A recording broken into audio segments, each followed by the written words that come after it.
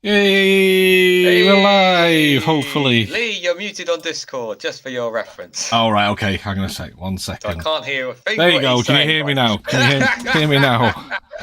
So I was just playing along, guys, going, hey, and I can't hear nothing that he's saying. We're there.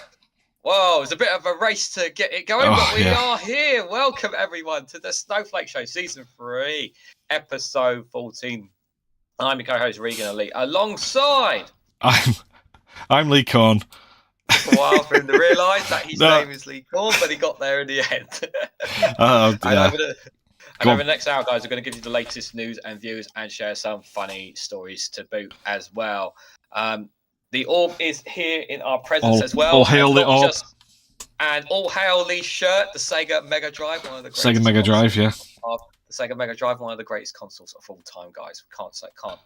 One of the greatest of all time, without a shadow. Never had one, but I've got a T-shirt, so.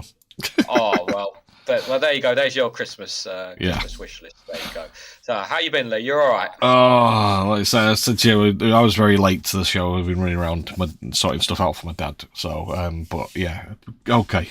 Work's been tough, but yeah, we're here. So, how's things with you?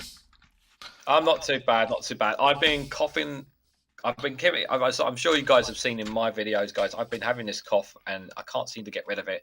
I know it is that time of the year, but I have been wrapping up warm and everything, but I can't seem to shake it off. So I might need to start taking something to it, because it's not going away. It's funny you should say that, because I unmuted you in about 25 seconds and you immediately coughed. So Daily Blase in the chat says that wasn't my cough. No. Liar! It was your cough, Daily Blase. You come on here and admit the truth. So should we see us in the chat? It does happen. God, sorry. Yeah. Who's in the chat, Lee? Right, so some guy called Reganelite Spanner. Okay. Duke Vengeance, someone send the L signal. Oh yeah, sorry, that was because I was late and we weren't sure if I was going to make it on time. I can confirm I did put the L signal in the sky, and Lee did answer the call. Hi, Duke. Number 3 is here. Hello, just watching Operator Starsky, Ukraine. Oh, okay, interesting. Alistair and Cares here. Hi, all in chat. Hi, Duke. Number 3, Reganelite. Hi. No, hi to me. Okay. Mind you, I probably wasn't there when he wrote that. Duke says, it's been a stressful day, but now I has tea. Well done. The perfect drink of the gods, tea. So Larry Cat's here. Goodly evenings, everybody's. Hello, Larry. How are the kittens? And you said, Reganelite says Larry for PM. Yeah. Kendra's here. Hi, Kenzie. Hi. Hope you're doing well. I won't read what Solari the Cat says about a certain Mr. Farage. Daily Blaze's here. Hi, Darren. Good evening, all. I hope everyone is very well, my friends. We're well. I hope you're well as well, too, Darren. It wasn't mine either, so I don't know. I don't know what they're talking about there. Face. Okay. We're talking about the cough, maybe. Oh, I don't know. Vincent Brennan's here. Evening all. Hi, Vincent. Hugh's here. Hugh Zebediah Thomas. Good evening all. Cleverly is a Sir Hit Ole himself, isn't he? I don't know. He loves that word, though, doesn't he? And who else is here? Lefty Voter's here. Hi, Lefty. Evening all. Colin Thompson's here. Greetings from New York. Hi, Colin. Hope you're doing well. See you, Colin. And I think that's covered everybody. Lefty Boat, number 3 is there as well. Oh yeah, we did number 3. Yeah, and Lefty Boat. Alistair here as well is there. Your exacerbate and just carry on cough ache spit, says Hugh. Okay.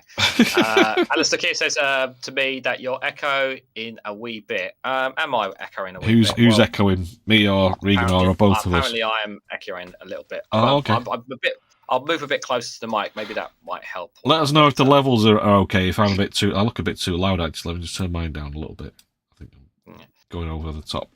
But let us know if they need changing. It's been another quiet week. Nothing happening at all. Nothing happening in the news, in politics, or anything. No man in a suit talking about numbers. No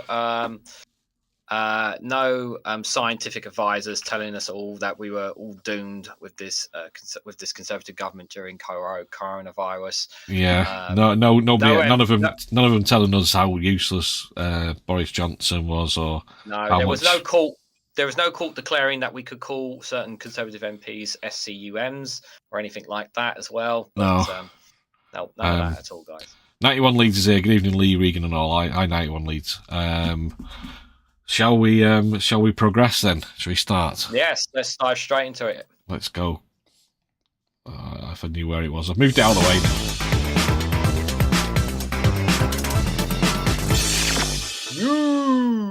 See, because you kept complaining that I kept hitting that button by accident, I moved it well out of the way, and now I can't find it. Listen, I don't control your buttons; you control them there. Oh dear! Right. Okay. Right. Let's get the most important thing out of the way: the autumn statement 2023, the national insurance, and more key announcements by Jeremy. Sorry about that. He's a proper Jeremy. Chancellor Jeremy Hunt has unveiled the contents of his autumn statement in the House of Commons. It set out the government tax and spending plans for the year ahead, affecting the take-home pay, household budgets of millions of people, as well as the funding for key public services. So here is a summary of some of the main measures: taxation and wages. So main rate of national insurance cut is going to be cut from 12% to 10% from January the 6th, affecting 27 million people. Class 2 national insurance, which is paid by self-employed earning more than £12,570 to be abolished from April. Class 4 national insurance for self-employed paid on profits between £12,570 and £50,270 to be cut from 9% to 8% in April. Legal minimum wage, known as the national living wage, is to increase from £10.42 to £11.44 an hour from April. And the new rates to apply to 21 and 22-year-old workers for the first time, rather than just those over 23. I think just before we go to the next one, so obviously the class 2 national insurance is not going to make a tiny difference to some of those in the self-employed, I've been told, and also the national class 4 national insurance is not going to make much of a difference as well. Cutting national insurance from 12% to 10%, that just tells me that they want to spend less there and more on the private. That just screams to me no more tax on. It feels like to me they want to wind down the national insurance and eventually have no more of a public healthcare service and we just pay out. Well, but that's what it feels like to me. Well, the national insurance doesn't really cover the NHS. It really just covers pensions and benefits in a way. But I mean, with most of the tax that we pay for the NHS comes from PAYE. So, but no, I think it's a cynical move to basically, look, we give you a tax cut, look, you're better off and you got more money in your pocket, because it'll affect pretty much anybody who pays more than anybody who's on full time or even on does quite a few part time hours will pay national insurance. The problem is they haven't put the brackets up. They haven't moved the thresholds for PAYE up from for the last 2-3 years. So whereas every year the brackets will move up, so you would actually get a bit of a pay rise. You get more in your pocket because like the bottom bracket of before you started paying tax moved up, and then the next bracket moved up, and so on. Because that hasn't moved up, that hasn't you haven't basically got more in your pocket from that. So what they've done is give you this, so you get a little bit more, but next year there won't be any more in your pocket from the thresholds unless Labour brings that back in, because it used to go up every year. But with inflation going way above 2%, that's it's going to be a tiny amount a thing. I think he said a £450 for the average salary per year.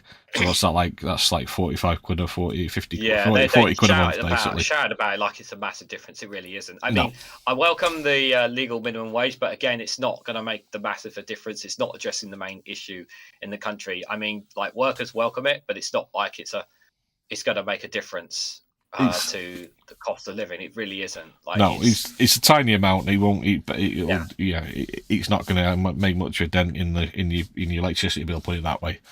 Yeah. The next one is the most frustrating one: benefits and pensions. I mean, just going up the minimum wage going up by over £1 is good.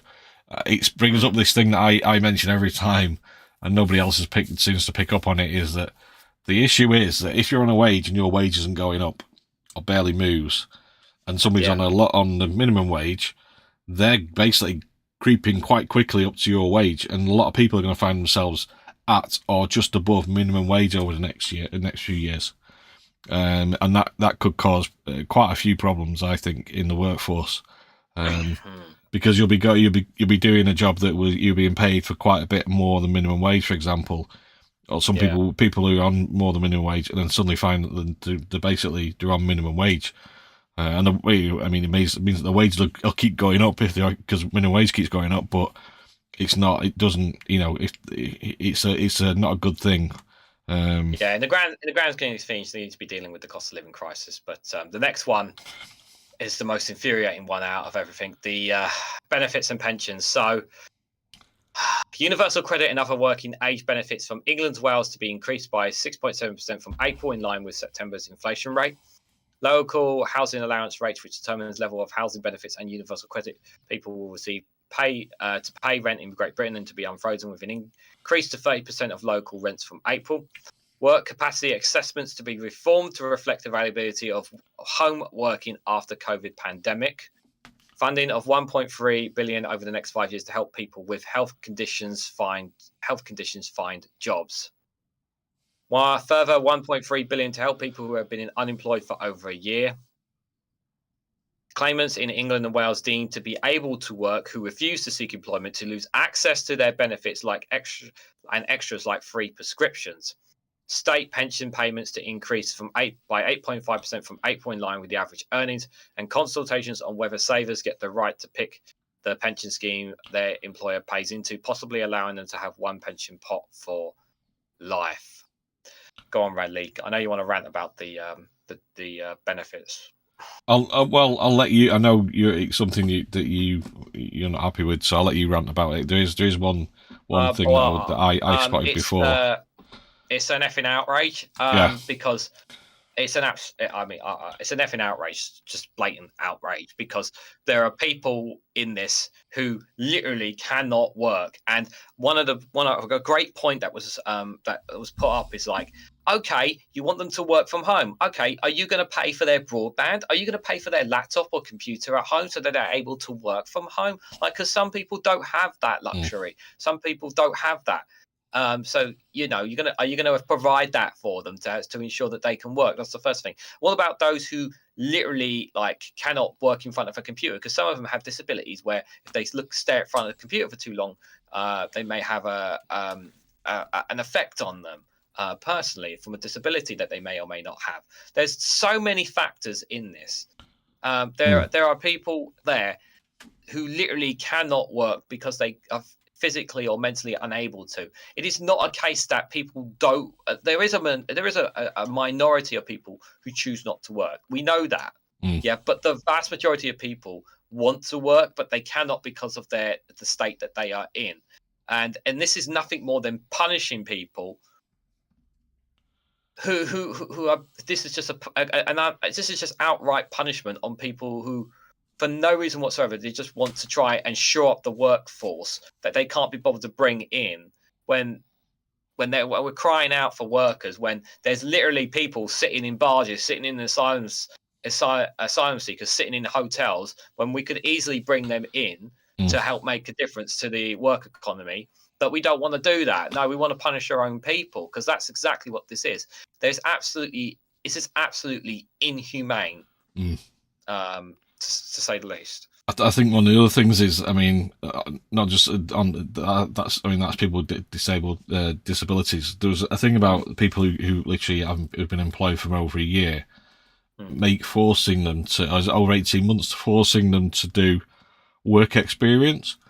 Yeah, slavery. It is, yeah, and companies will they will literally exploit that. They will bring people in, do work like basic work, and don't give them any real training, like stacking shelves, for example, or something like that, which doesn't require a lot of training. It has no. It's not a career, as in like it's not a particular like skill, for example, that they could go somewhere else and build a career from that. You can't they go to another shop. They're going to be on the basic minimum wage. They'll be exploiting people, and then once that period of that they get them for free, and imagine the government will pay the companies to take these people on as well. Once that period is finished, say 6 months or 2 months, they'll just kick them off and get a load of other people. They used to do it with YTS. You probably won't remember the YTS. They got a Y training scheme one. New training scheme. I think it's a Y scheme or something. The YTs, I think they changed it to in the late 80s and in the 80s and 90s. Companies used to bring people on these YU training schemes, and they're basically 16-year-olds, 17-year-olds up to 18. They would bring them on board, but after 2 years, the idea was that they would take them on, give them a job within the company.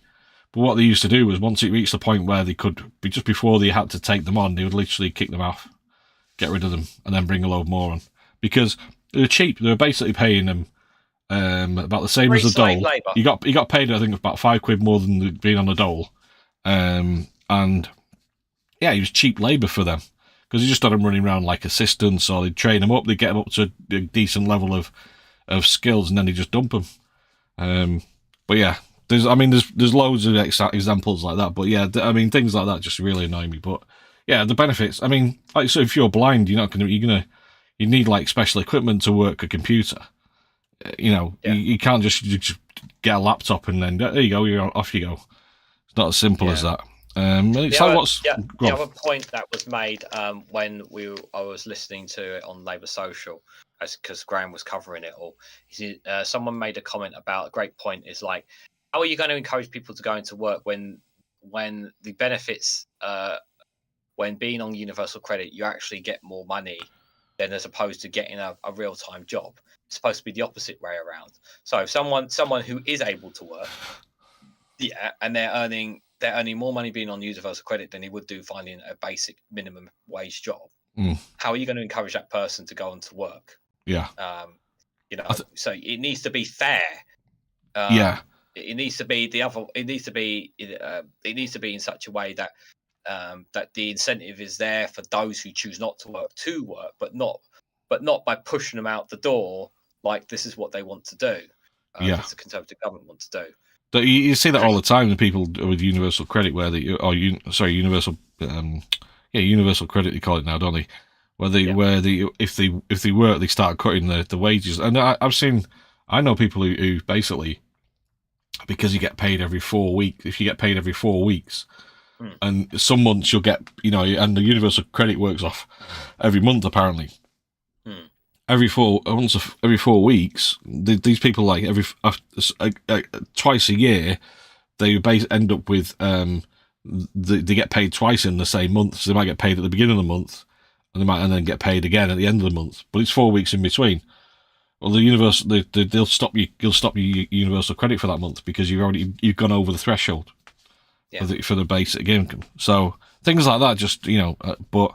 I mean, just going back to the minimum wage, like Alistair says, minimum wage should be £15, and Hugh says £11.44 to pick up paper up off the floor.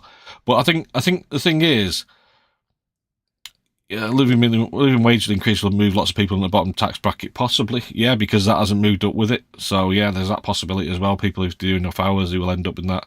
But also, you're right. It shouldn't be that minimum wage allows companies to pay you so little that you still need benefits to live. That shouldn't be how it works. It should be, if you're in a job and you're getting paid minimum wage, that should be enough for you to live.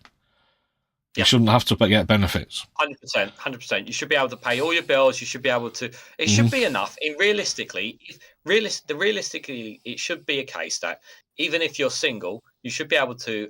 The minimum wage should be enough for you to at least live in an affordable rental place to be able to pay all your bills and earn food.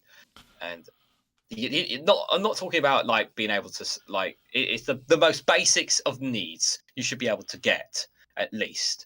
It should be. If you earn more, then you get more. But I think they changed it to not minimum wage. They call it a living wage, don't they? But it's not a living wage.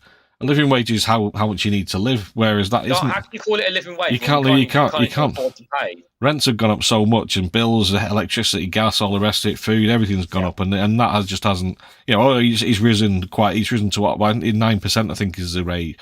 The amount it's gone up by, but which is quite a lot compared to a lot of people. Like I haven't had a pay rise in like 3 years. A lot of firms haven't put their wages up. And the thing is, it's a bit like Bernie Sanders says about he calls it corporate socialism. It's where the government allows companies to employ people and not pay them enough to actually live on. So they rely on the state to top up their wages with like things like in America food vouchers, but yeah, with benefits basically. The benefits top up their wages. So the government is actually, we're paying tax into the government on our salaries and all the VAT and all these other things that we pay tax on. These companies are avoiding tax as much as they possibly can. They're trying to pay as little tax and on the pretense that they're wealth makers and job creators. Then they're employing people and allowing and expecting the government to basically subsidise those people by paying the benefits. And that's what that is. The living wage. That's what it is, because you can't. You have to have. You effectively you couldn't live on living wage with a family without having to rely on universal credit. So you're basically allowing like Sainsbury's or whoever you're working for. I don't want to pick out any particular company, but any supermarket or any company that you're working for and earning minimum wage, you are allowing them to let the government subsidise them. Expect the government to subsidise them, and the government's doing it willingly. Yeah, they do that, but then they'll scream about people claiming benefits when they're disabled and not able to work. Let me run through the rest of the budget before. Yeah, sorry, because we kind of like gone on about that quite a bit, but yeah. I knew we were going to go on about that for a bit. So just run through the rest of the budget, and then we'll share our thoughts. So the other bits is the economy and public finances. Chancellor package includes 110 measures aimed at boosting economy growth. Independent Office for Budget Responsibility, the OBR, expects the economy to grow by 0.6% this year and 0.7% next year, rising to 1.4% in 2025. Then 1.9% in 2026, 2% in 2027, and 1.7% in 2028. It forecasts that inflation, the rate prices are rising, will fall to 2.8% by the end of 2024 before reaching the Bank of England's 2% target rate in 2025. Living standards are not expected to return to pre-pandemic levels until 2027, 2028. That's something to look forward to, isn't it? Look forward to that in 4 years' time. Sky News did a great video analysis breaking this all down. Oh, Jesus Christ. I should have just played that video, but let me just finish with going through it. Underlying debt forecast to be 91.6% of GDP next year, 92.7% in 2024-2025, 93.2% in 2026-2027, before declining to 92.8% in 2028-2029. These are borrowing forecast to fall from 4.5% of GDP in 2023-2024 to 3% in 2024-2025, 2.7% in 2025 to 2026, 2.3% in 26-27, 1.6% 27-28, and 1.1% in 28-29. That's expecting a lot of growth in order for growth. Fall. Sorry. I expect these numbers to change. Yeah. In the government. Yeah. But yeah, so will have. Go on. I was just going to say, well, they're going to have different forecasts. They're going to have a new chancellor. They're going to have a new plan and all this kind of stuff. So, I expect these numbers to differ over time when they come in. Yeah, I mean, like I say, that growth has to grow quite a bit for it to drop by 1.5% of GDP when it's actually I don't know. No, sorry, I'm getting that mixed up with the underlying debt forecast. My numbers aren't great either. But no, he's looking at the percentages, right? Okay. What they're saying is that you're going to have to wait a while. It's going to get worse before it gets better. Let me just, as I said, finish running through the rest of it. So business and infrastructure, full expensive tax breaks allowing companies to deduct spending on new machinery and equipment from profits made permanent. The 75% business rate discount for retail, hospitality and leisure firms in England extended for another year. Households living close to new pylons and transmission infrastructure to get up to £1,000 a year off their energy bills for a decade. New premium planning service across England with faster decision dates for major business applications for free refunds and fee refunds when these are not met. Funding of £4.5 billion to attract investment to strategic manufacturing sectors, including green energy, aerospace and life science and zero emission vehicles. Some £500 million over the next 2 years to fund artificial intelligence innovation centres.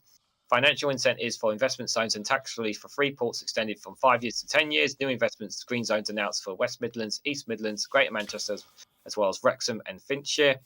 A further £8 million for the Levelling Up Partnership Fund Generation projects in Scotland. Government spending. Did you want to say anything on that? Or I mean, I'd be interested to know what that new premium planning services across England, faster decision rates, dates for major business applications, and fee refunds when these are met. Why only major business and premium? Sounds like a fast track service again. So it does sound like a VIP lane to me. That premium planning services, major business applications. Yeah, not something that anybody like you or me could apply for. Yeah, shocking that the words that Scotland's been mentioned there. That's the most 80 shocking million. Thing, I think. It's not a lot, is it? Not a huge amount. Yeah, but just Scotland being mentioned, I think is a shocker. A shocker. Well, they actually mentioned it. Well, Wales got something there as well. It does feel like, look, we're investing, we're levelling up. West Midlands, East Midlands, Greater Manchester, Wrexham and Flintshire, they're all like north of Watford, the Watford Gap. Yeah, trying to make it sound like that, but yeah, Scotland government as well. spending. Can we just go through the chat, because there's like loads of chat building up from different things. We haven't covered what people. I just want to finish. Is this the last one? Well, there is that and other measures, but I just want to run through it all, okay. And then we'll spend a bit of time in chat. Yeah. So government spending reaffirms previous commitments made last autumn to provide 14.1 billion for the NHS and adult social care in England, as well as an extra 2 billion for schools, both in 2023 and 2024, 2025. Devolved governments in Scotland, Wales, and Northern Ireland get equivalent funding, but the OBR says higher inflation means real value for department budgets will be £19 billion lower than 2027-2028 compared with the March forecast. Defensive spending remains at 2% of the national income, a NATO commitment. Overseas aid spending kept at 0.5% of national income, below the 0.7% target. And then finally, other measures, all alcohol duty frozen until the 1st of August next year. The duty rate tobacco products were increased by 2% above the RPI inflation. Hand rolling tobacco rises 12% above RPI. Fuel duty wasn't mentioned, so remains at 52.95p pence per litre for petrol and diesel after the Chancellor announced a 5p per litre cut for 12 months in March. And up to £7 million the next 3 years for organisations like the Holocaust Educational Trust to tackle anti-Semitism in schools and universities. Funding for £5 million for Imperial College's Health NHS Trust to set up feminine centres to work on health initiatives. And finally, some £3 million for tackling paramilitarism programmes in Northern Ireland. There's a lot in the chat to go through, isn't there? Yeah. Right. Alcohol duty, I mean, pubs are collapsing, they're shutting down all over, and a lot of them are like community hubs, and I think, they could have done something with particularly on license alcohol to help pubs put alcohol rate duty for those while keeping it expensive for off license. So it's still for cheaper shops to get on a plane, go to France, go to another country, and get alcohol than it is to go down to the pub. It's not cheap in France anymore, I'll tell you that. But but some countries it is cheaper. Yeah, you're right. It probably would be. I'll say it's so expensive going to the pub these days, and that's why they're struggling, because it's become so expensive, and there are measures they could take to help that, but they're not. Yeah, I mentioned it a few years ago. I was just like, make it cheaper in the pubs and make it more expensive in the supermarkets. And encourage more people to go to the pubs. Well, I think they said that. They said that basically the tax is higher in supermarkets than in pubs. But it's obviously not enough. There's so much difference between, yeah. When you can buy 8 cans of beer in Lidl or Aldi and for the same price of a pint down the pub, then that's ridiculous, isn't it? Something not right. Yeah. Right. So I'm going to run through the chat. So Duke Vengeance says the autumn statement summarised: peanuts for poor, more money for the BASTARDS. Mm-hmm. Vincent says that cough came in useful. 91 Lee says hello. 91 Lee says I think that was a Jeremy. Hugh says £11.44 to pick paper up off the floor sounds ghastly. Colin says it's fair to show these numbers. I hear Oxford graduates can't handle exponential curves. So Larry says the nat insurance cut means the average earner will get a whole £400 a year in their pocket, but the earnings before you pay tax are frozen. Exactly, yeah. We heard from Keir said the national minimum wage should be £15. So Larry says the living wage increase will move lots of people from into the bottom tax bracket. Yeah. Still peanuts. Duke says we know that. Duke. Vincent said, will these NI cuts comprehend for the 5% rise to fuel prices in January? No. There we go. Hugh says minimum wage as long as you don't cross the tax threshold within with hours and on top up beanies. Benefits. Bennies. Jeannie says hello, Jeannie. Good to see you, buddy. Hope you're doing well. Colin says these changes don't comprehend for inflation in 2022. No. Number 3 says prescriptions extras. Jow is here as well. Good to see you, Jow. Hope you're doing well. Jow. Everyone's saying hello. Of worshippers. If the Tories want me to work from home or ill work from home and work, I'll get them out. To get them out, yeah. Okay. So Duke is going to throw them out. You heard it here first, guys. I wonder what the target is that DWP have set for their staff, says Alistair Keir. Oh, God. I hate to be one of those members of staff. Because there are actually some good staff members, but they just who are actually human, but they have to be brutal because it's in their job, and if they don't do it, they're going to get replaced by someone who's going to be more cruel. Yeah, they've probably got targets. Well, there's been people there is one person who didn't say who he was, but was actually a worker there at the Department of Work and Pensions, basically saying like I have to do it because if I don't do it, like I'm going to get kicked out and someone worse is going to go in. And he was saying like it's heartbreaking for him. Hugh says Hunt claims he rose pension 8.5% with inflation and he rose benefits 6.6% with inflation. Pardon? What? That didn't make sense at all. Which is what? Yeah. Sorry, I didn't know. What was that? He rose pensions 8.5, he rose benefits. Yeah. Yeah. So Larry says pensions. Let's just on that point. What demographic will be affected by the 8.5% pension increase compared to the 6.6% pension benefits increase? Which demographic would that be? Let's have a think about that. I'll leave that one with you. Yeah. While we're thinking about that, I'll keep asking in the chat. Back to the crop, old YOP scheme, but for everyone that works so well, I learned to sweep the floor, says Sir Larry the Cat. Jal says, folks, a kilo of pears rose from €5 to €20 in a year, and now it only rises to €21 and not just €15. Plus, that is not real inflation; it's mathematics inflation. 25 to £30 a week, says Alistair Keir. YTS is young teenage slave. I never heard of that before, but yeah, Jeannie. There's the term YTS, young teenage slave. We have economics in grade 7 of school. The British school system needs that. Yes.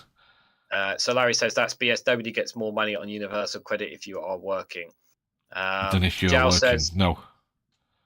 Jal says they start reducing your universal credit if you are. The more you earn, obviously, but yeah, to the point where there's the balance. Yeah. Anyway, sorry. Here I went to the supermarket now. I noticed prices actually dropped to levels of early last year. I can see it drop, not mathematically drop, says Jal. I was selected to do a trial. They asked me to give them copies of my PayPal account. I can't tune my bloody TV, says Aki's mad. That's.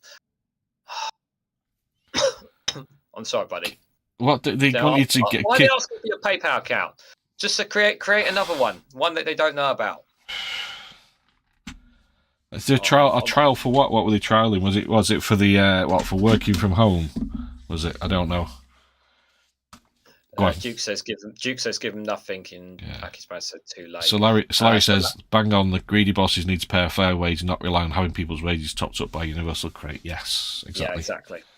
The UK needs minimum wage as a base to calculate pay rises in private and public jobs. If it works in Europe, it will work in the UK. The UK needs an equal minimum wage, not just living wage. That is BS. Yeah, Hugh says. Jal says, Hugh says, they have an MVQ in toilet cleaning, road sweeping, underestimating jobs. They are more enjoyable jobs than most, can be very interesting. YOPS, your oppressive standards, says Jeannie Bottle. Living wage was brought in by the Labour Party. Says, I think my point was it wasn't called the living wage. It was called just called the minimum wage at the time. It was originally called the minimum wage, but the Conservatives changed. Yeah, I think under Cameron to make it sound better. Yeah. Jal says the young kid eats like an older worker. If they do the same job, same pay for men and women. Living wage is a bizarre concept. Every boss here knows they will have to pay at least a minimum wage. Number 3 says state pension increase in April, just before the general election? ? Yeah. I seem to have lost. Jal says everyone to drop the like button, drop a like. But we've got 14 views and 14 likes, so it's working just fine there. 100%. Wouldn't surprise me if they want to keep the blue rinse brigade on the side, says Solari the Cat. I'm sorry, talking about the right-wing media there. Akishmad said, it took me ages to work out what they wanted. Send them it. Got a phone call the next day to tell me it was the wrong information. I lost the head, which I shouldn't have done. I'm sorry to hear that, Akishmad. I really am. Oh, yeah, that's. I had £26 working next to a guy being paid £200, and the apprentice who left school a year earlier did nothing much all day, got £80. Yeah. It's pretty crap. Hit the like button or the orb will send the boys around, says Larry. Jao says the loss in the economy is already up there. The only advantage is the cost of not going up. Without production of wealth, that means stagnation. Yep. 80 million is just what we pay in tax to waste monsters coming back, says Keir. It's going too fast now. Am I nearly at the end? No, I'm not there at the end. I've lost where I was there. Sorry, that was what I was saying. We should go through the chat when we're doing it, so we kind of do bit by bit. But no mind. Scotland is high way for theft as a reward for production wealth for the union. Hugh says, I get my PIP review early 2025, 5 years. I got a physical basket in early 2020. I only found what was wrong with me over the last summer. I hope to be doing well enough to do things by then. Jeannie Bolt says, I'm not looking forward with optimistic for the future. Well, if have optimism when we have a new political party, whether you like them or not. Let's just have some faith there, I would say. Yeah, Aki, just going back to Aki's mad, he says, I got the message they were stopping my payments. Had to make a face-to-face appointment. The fellow I spoke to said it was going mental. I took my son with me. Hopefully that's it stored. So is it been sorted now then? Does that mean it's just sorted? You were saying. I'm not sure. I hope it's been sorted. I really hope so. Yeah. My state pension increase is by about £70 per month in April. I'm going to vote Tory now, says number 3. No, you are not, or we are all going to unsubscribe to your YouTube channel. That's it, I'm voting Tory. Cathal is here. Good evening, Cathal. Hope you're doing well. 3 million for Northern Ireland. Wow, he says. I don't think he legit means that, guys. How much did it cost Theresa May to get the DUP on side? For by that the way, thing. don't unsubscribe to number 3. He didn't mean that, by the way. He's just joking. I'm being serious there. He didn't actually mean that. Just going back there. So, Cathal OG, 3 million for Northern Ireland. So, going back, Liz Truss, how much did she pay the DUP? How much did she give the Northern Ireland to keep the DUP on the side after that horrific election? Was it 2 billion? No, that was Theresa May, wasn't it? Theresa May, sorry, not Liz Truss. Did I say Liz Truss meant Theresa May? I get confused. There's so many of those former Tory MP Prime Ministers. Yeah, is it 2 billion? 2 billion, I think it was. Like that, yeah. Yes. But now it's okay. They're given 3 million now, so that's okay. Yeah. Everyone's saying hello, and then number 3 says hand rolling tobacco may be less dangerous than the manufacturing cigarettes.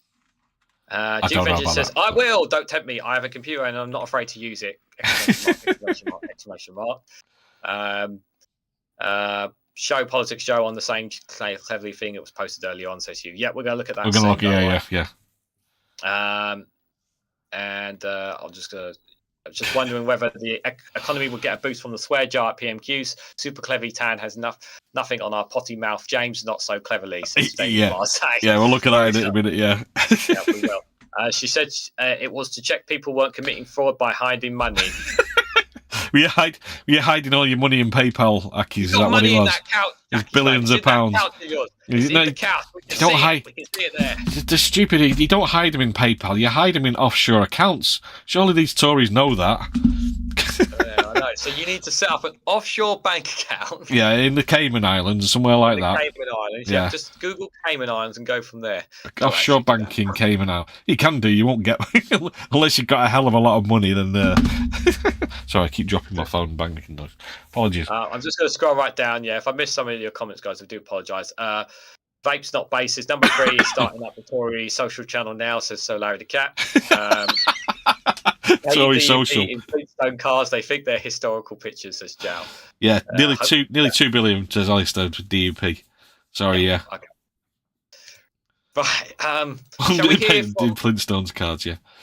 Well, it's either between 2 billion or 1 billion. Cathal and Alistair.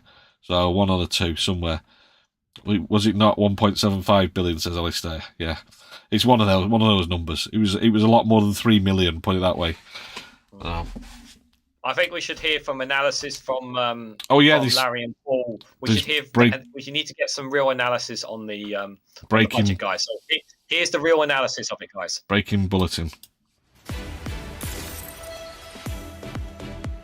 Welcome to Broken News. The UK Conservative Party says it's on target to return around 0.3% of everything it's destroyed. In a statement, party leaders have claimed a massive victory by bringing back an incredibly small proportion of what they themselves have cut back on. Our reporter has more. Police officers, real terms NHS funding and child benefit, education, youth provision, social services, mental health services, local government subsidies. The list goes on of relentless spending cuts since 2010. But now, in what Tory party bosses say is an undeniable success, a tiny amount of a small number of these services are being partially returned to the British people in a very minor capacity. In this statement, the party says, "We may have taken away loads of doctors, libraries and women's refuge centres, but if we bring back like 2 police officers, that makes up for it, doesn't it? Aren't we great? Vote Conservative." A party spokesperson says anyone who claims that a massive reduction in public services is in any way detrimental to the fabric of British society is a Trotsky traitor, lefty Ramona woke blob cock-knocking knob jockey. The Conservatives have also unveiled a new strategy, simply pretending Labour has been in power all these years and is therefore totally to blame. Back to you. Totally agree. Lovely story. What a lovely story. News, you're up to date.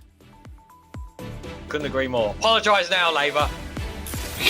Apologise now. If the party opposite hadn't voted against it, voted against every single one of our. They had voted against it. If it wasn't for Corbyn, if it wasn't for Keir Starmer and his woke ideas, this would never have happened. Yeah, I'm trying to get that picture up. I can't find it. It won't go. I can't. So there was a tweet, while Lee brings it up, there was a tweet from the Labour Party which summed up the budget in a very simple manner. I might have to. I'm just going to bring.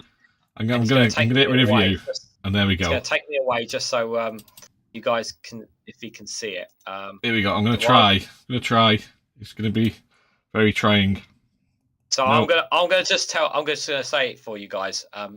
Instead of Lee spending 5 hours trying to do that. I'll tell you what. I'm just going to extend it here, and then I'm going to undo it afterwards. It says so. The tweet from the Labour Party is Tory tax maths. Now I want you guys to think very carefully about this question I'm going to put to you. Okay, this is Tory logic here. Okay, so if Rishi Sunak takes £100 from your bank account and then gives you £20 back, are you better off?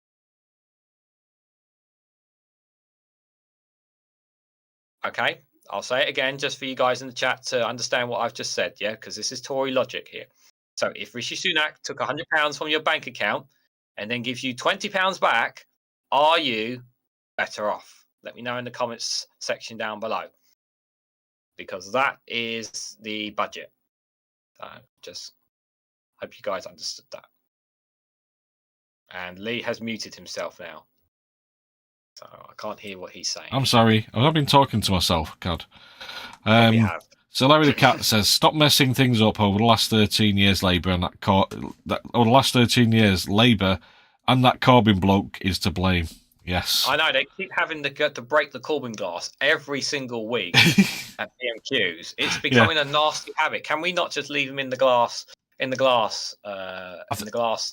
I think we have to keep breaking him out every goddamn time, guys. I think it was virtually the second thing he mentioned in the in the budget speech, wasn't it? The first thing about his wife being his wife's birthday, and then the second thing was about the Labour wanting to. Actually, there are no lifelines for this question. No, 50-50. Yes or no? There's no audience, there's no phone a friend, there's no 50-50. It is a straight up answer. Yeah.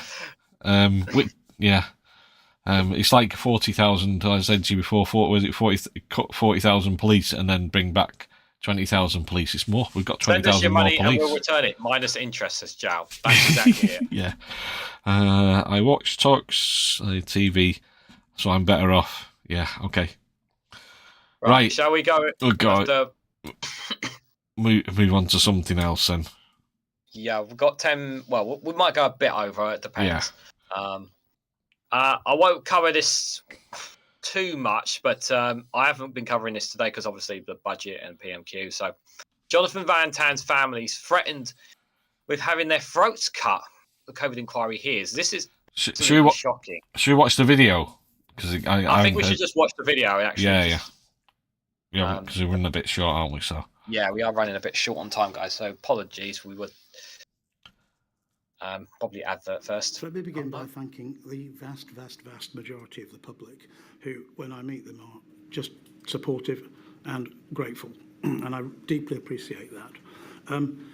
The workload was horrendous for all of us at the beginning. It certainly was in the kind of 16 hours a day mark, and it certainly was 7 days a week. It was very, very intense. Where I think, it finally got to me was the fact that I might have expected that if a crisis happened, this was, my responsibility to bear that kind of workload. I did not expect my family to be threatened with having their throats cut. I did not expect the police to have to say, will you move out in the middle of the night, in the middle of the evening, will you move out for a few days while we look at this and potentially make some arrests?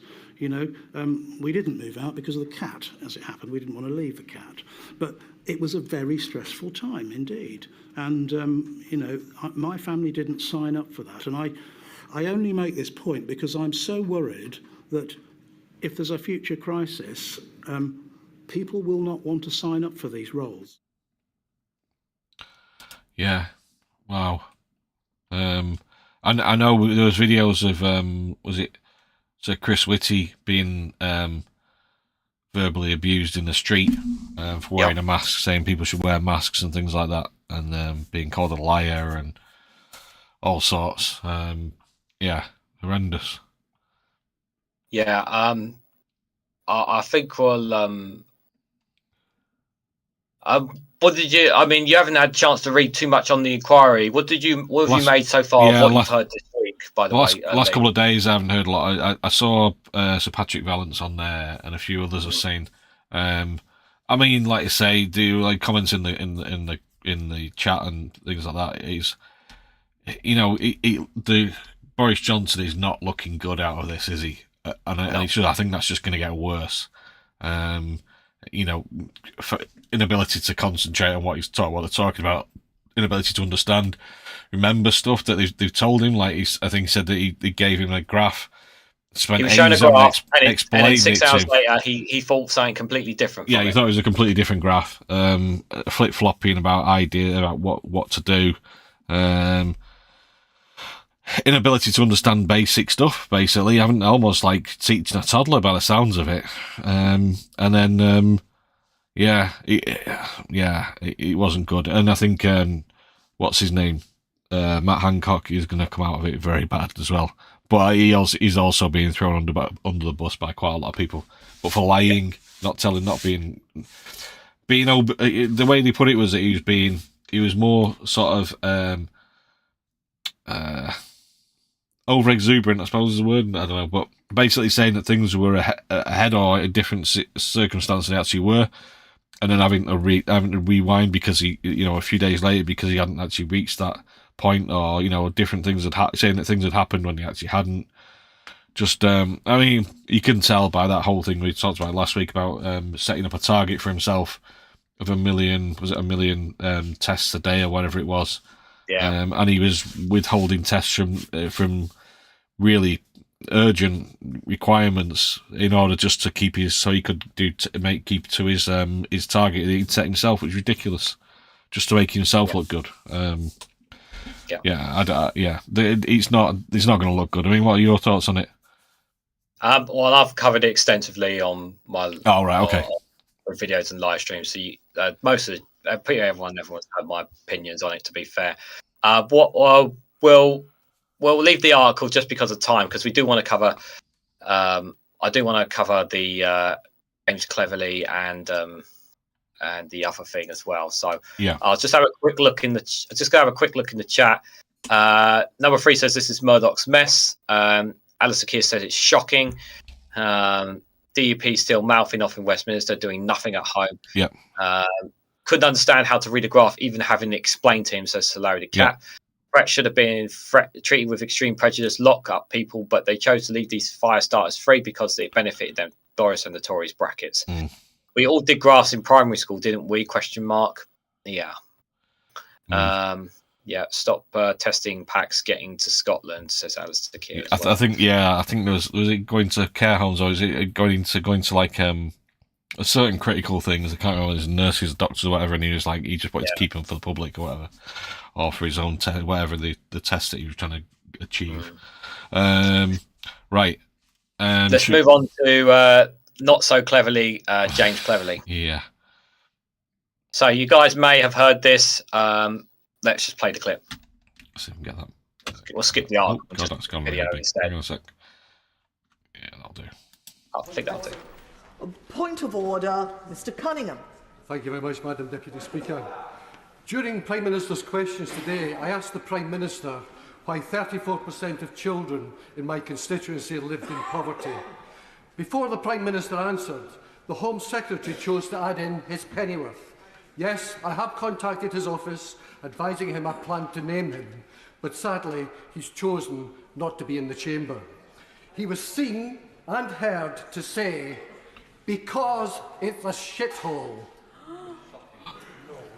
I know he is denying being the culprit, but Madam Deputy Speaker, the audio is clear and has been checked and checked and checked again. There is no doubt that these comments shame the Home Secretary, this rotten government and the Tory party. He is clearly unfit for his high office. Can you please advise me how I can secure an apology from the Home Secretary at the dispatch box for his appalling insult and foul language? I'm grateful to the Honourable Gentleman for having given me notice that he intended to raise this point of order, and I'm pleased to note that he has informed the Home Secretary of his intention to raise the matter. My understanding is that Mr. Speaker did not... I don't really think people should be talking. My understanding is that Mr. Speaker didn't hear any remark of the kind from the Chair at the time when the Honourable Gentleman was asking his question of the Prime Minister. And I understand that the alleged words were not actually used, though I appreciate what the Honourable Gentleman says, but I think we all know that it's very difficult in the noisy atmosphere of Prime Minister's questions to discern exactly what someone says. So I can make no judgment here from the chair as to what was or wasn't said. But I can understand the honourable gentleman's concern, and I would remind all honourable members of the need for good temper and moderation in the language they use in this chamber, and that those rules of decency should be observed in particular when referring to other honourable members and to the constituents and constituencies which they represent. The honourable gentleman has asked specifically how he can secure an apology. I'm quite sure that being an honourable gentleman, if an apology is necessary, it will be issued to the honourable gentleman. But I can make no judgment one way or the other. The honourable gentleman has made his point. Okay, just quick caveat before we say anything. That's from video from Politics Joe. If you're not subscribed to Politics Joe, check them out, their stuff originally. And that video was obviously originally from BBC Parliament, if you guys didn't know as well. So just for those reference. But Lee, your thoughts to the alleged comments that the Foreign Secretary said, Home Secretary said. Well, he's it doesn't surprise me. I mean, he called this he called the Rwanda scheme, and that's his own party, batshit crazy or batshit. So yeah, it doesn't surprise me. It's the sort of language you'd use. So, but to use it in such a way and to be so dismissive of the people who live in Stockton and the place itself is that's horrendous. Like openly, just shows the rattled the Tories. That's why. I just want to point when as that video was played, I could see Alex. His hands are shaking as he is saying that with such. You can not so much just the way he was saying it, but you can feel the anger from him as he was saying that, because he feels completely helpless in that, that his constituents have been allegedly called this, and he's powerless to do anything about it.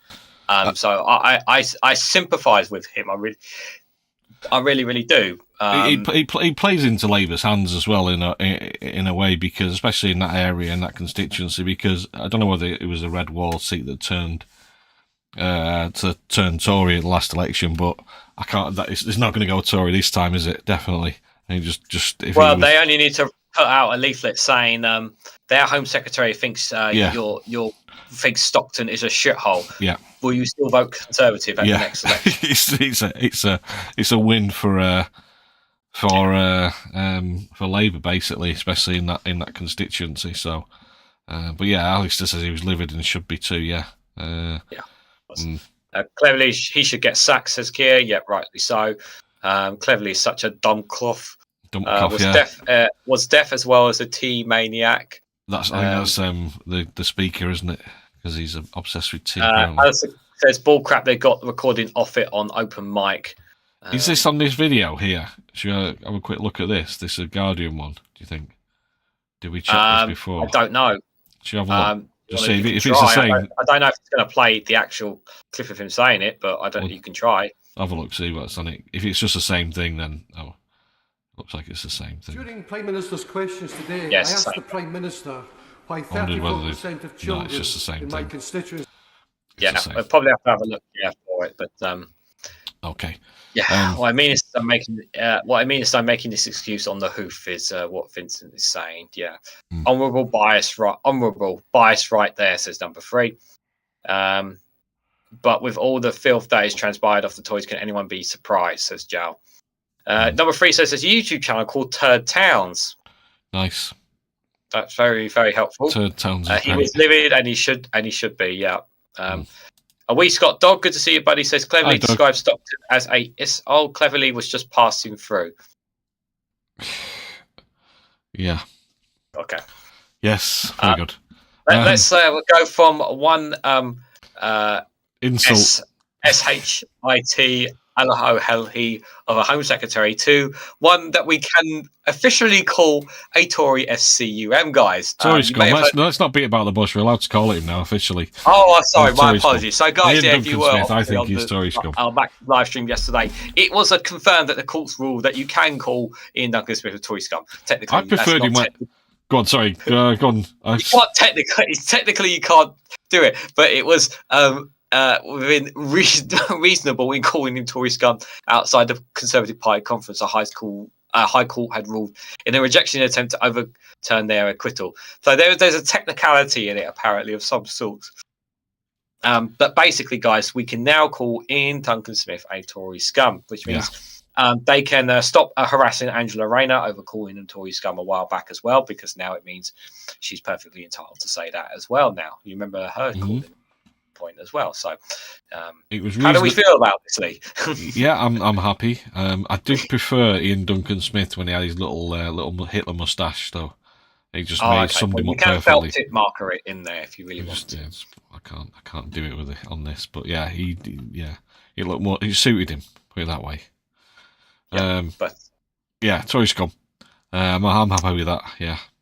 Yeah. So I hope you guys like that one, but we just wanted to highlight that for you guys there. Right, shall we move on? Yeah. Right. You chose this one, so this article. I'm not going to read the article, guys. I'm just going to cover something. So the headline, this is daft news, but who cares? It's funny, guys. The headline is, I used the London Underground for the first time in rush hour, and I hated every second of it. Maddie McVean realised there was only one small chance she would make it onto the first tube that arrived. Look at that face. Isn't she so happy to be on the tube, guys? She's been practicing that. That's like what's it like that show, that website you told me about? Angry people in small towns. Maddie's first ever morning commute on the tube, and her contemplating if she was breathing any actual air or purely other people's breaths. Yes. As someone who doesn't live in London and only travels for the odd day out, the tube is already daunting, let alone during rush hour. Hot, sweaty bodies all crammed into a metal tube, hurling through an underground maze. Sounds like a bit of a fever dream rather than the standard mode of transport for up to 5 million people all the day. On Monday, the November 20th, I was one of the 5 million. I got the pleasure of starting my journey at 7:39 a.m. on the rather great Northern Railway service to King's Cross Station. A lack of seats meant my options were either standing up close with a purse and personal with a bike, or being lumped into a terrifying train toilet, which luckily for me was out of order. Yeah.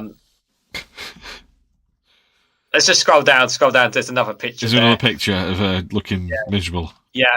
Keep going. There we go. She is, guys. Later in the day, Maddie, thankful she enjoyed a far quieter trip on the tube, but she still don't look too happy, if I'm honest there. And making her way down what felt like 101 escalators, I got to the platform, the tube turned up, and people were already resembling sardines. The door swung open, and one got off. Immediately, I realised there was a small chance of me making it on. I had commutes coming for me from all angles. After a strap of felt worthy of David Attenborough's documentary narration, I made it onto the carriage. The next 15 minutes were spent dramatically contemplating if I was breathing in any actual air or purely other people's breath. Can I just say that clearly isn't in rush hour? Because there's nobody else there. Well, it says under it, which is what I said. Thankfully, she enjoyed it. I was going to say quite a trip.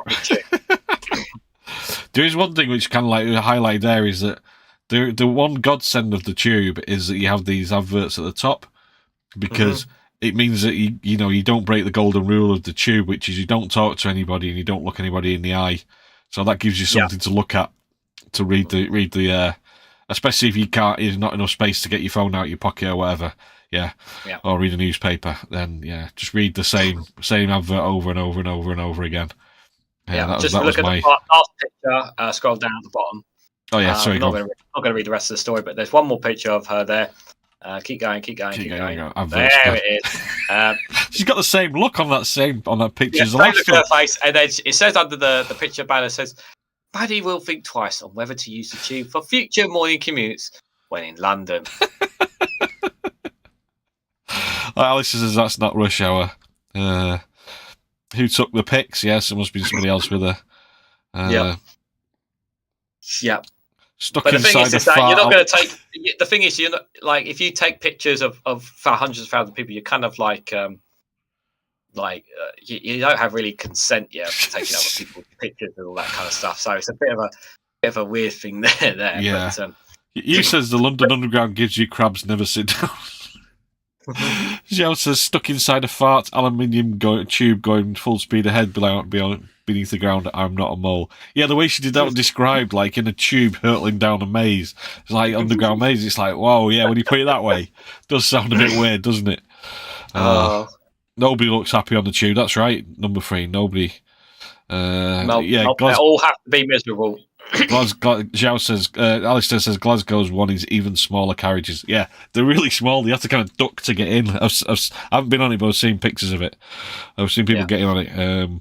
Yeah. But yeah, that's her journey, guys. So hope you enjoyed Maddie's journey in London Underground.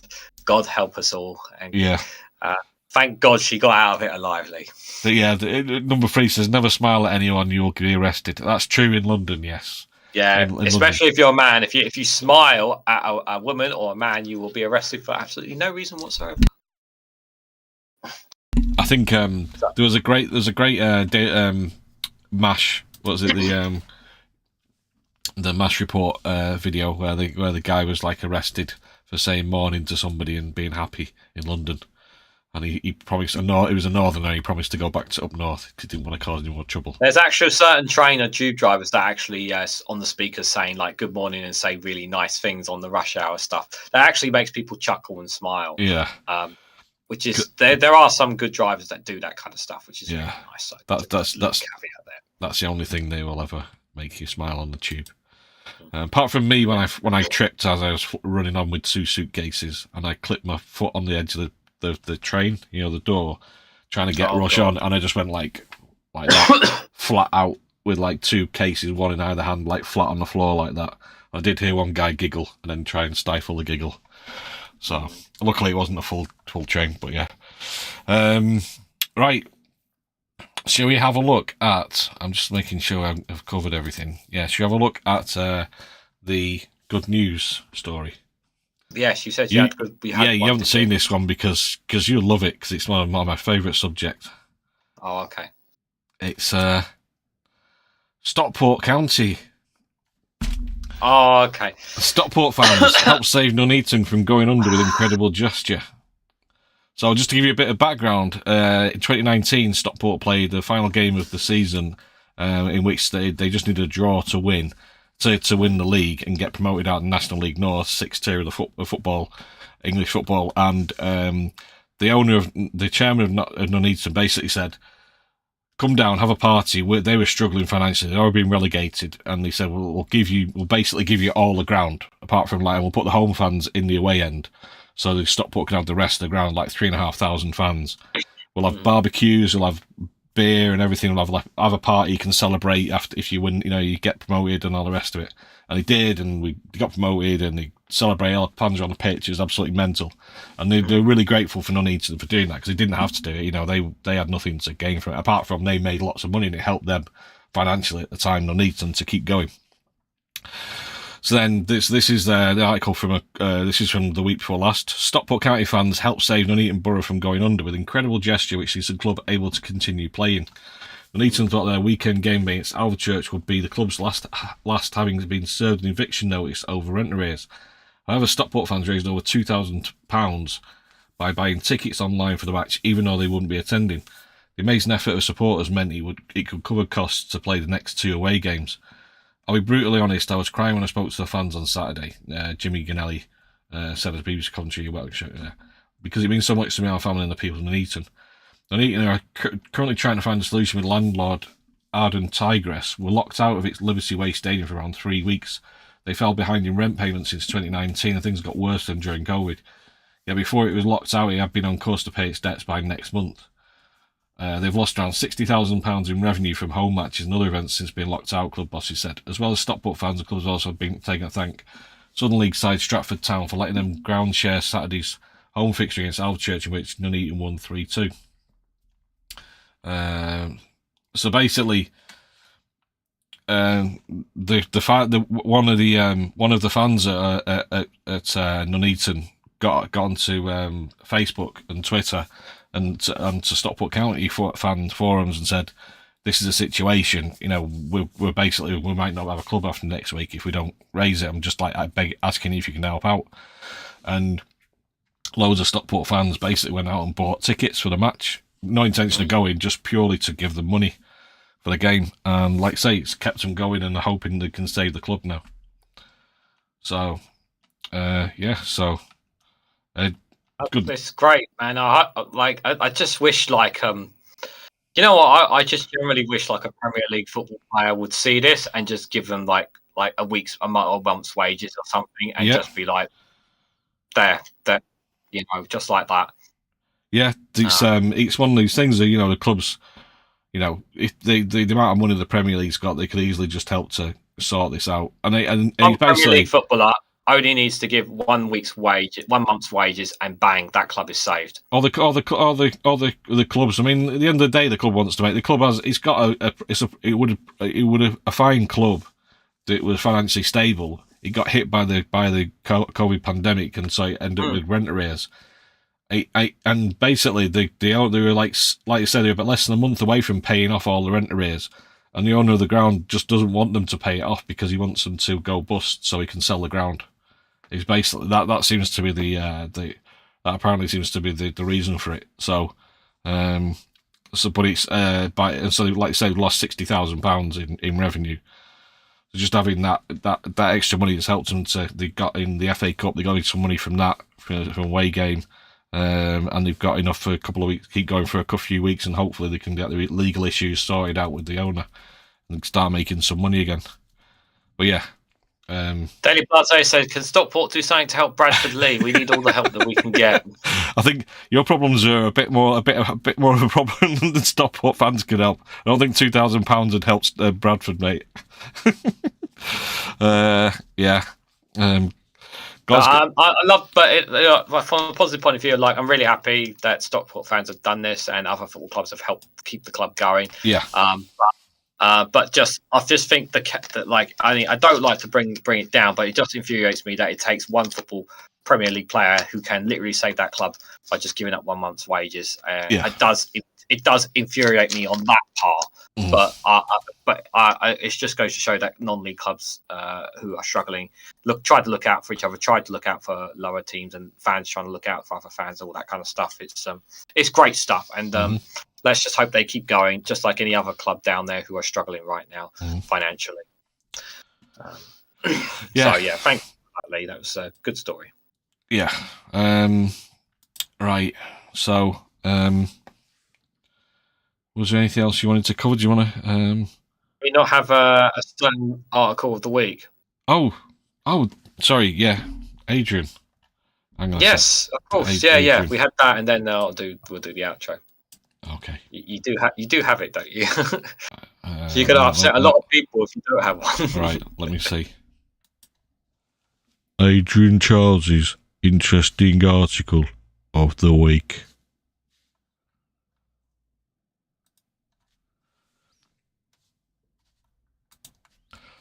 We can go to the moon, so why can't we stop my glasses sliding down my nose? I've tried everything, from Pritt Stick to antiperspirant, but they refuse to stay put.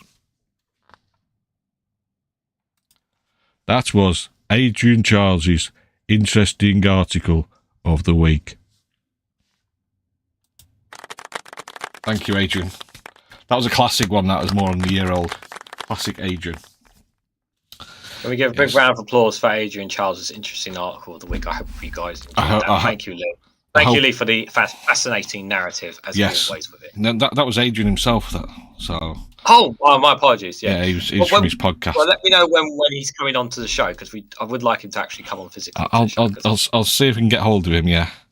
Mate, because drop him an email or tweet or whatever. I'm not sure if Duke is saying, is it because you're a snob, Adrian, or a knob? I'm not sure. I'm not sure what you mean. I hope. Let's Duke is the only one that does not approve of Adrian Charles' interesting article of the week. There. Yeah, let's. You know what? I think we should all say our thoughts and give our thoughts and prayers to Adrian, and hope that he eventually finds a way to stop his glasses falling down his nose. Yes, very serious, guys. Very serious business, yeah, guys.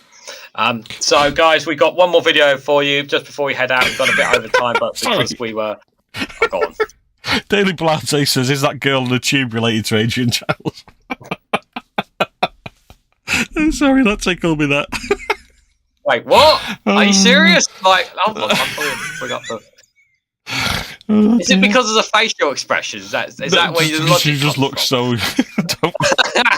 Actually, well, what we should have done is put her in the picture right next to Adrian Chiles. Then we could have had this discussion.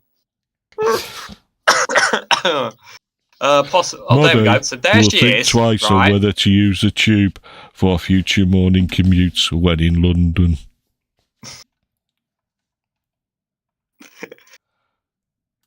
There we go. Oh. Oh dear. Well, there you go. Well done, Darren. You just ruined the moment. Okay. Right. I'm gonna hold this in my hands. Hopefully, it doesn't go off because the orb has been. What? Hang on a sec. I'm gonna hold this in my hand and hopefully it doesn't go off. I'll. Oh, the orb. I thought you were talking about something else. Okay. No. Right, guys, so just wanted to say before we got one more funny video for you guys before we head out. So we just want to say a massive thank you to, while I'm coughing to death here. Oh, dear. Thank everyone who's come in today. Apologies if we're a bit late than usual, but we've got a bit overtime today, so that's all right. That makes up for it a little bit. If you can, before you head on your way out, hit the like button. Be greatly appreciated. Share across social media. That's what helps the YouTube algorithm. And if you hit that bell notification icon, guys, you'll be notified of when we go live. And also, feel free to come join us on the Snowflake server, which is our Discord community, which you can check out the link in the description. We'll put the link in the chat for you momentarily. You can join us. It's completely free to join us as part of our community. Also, I have my own YouTube channel at Reganelite, which you can join us there as well. So you can join me there. I'm doing live stream. I did a live stream yesterday. I'm doing one tomorrow, covering some world news tomorrow. So it'll be interesting stuff to talk about there as well. I think I've covered everything, have I?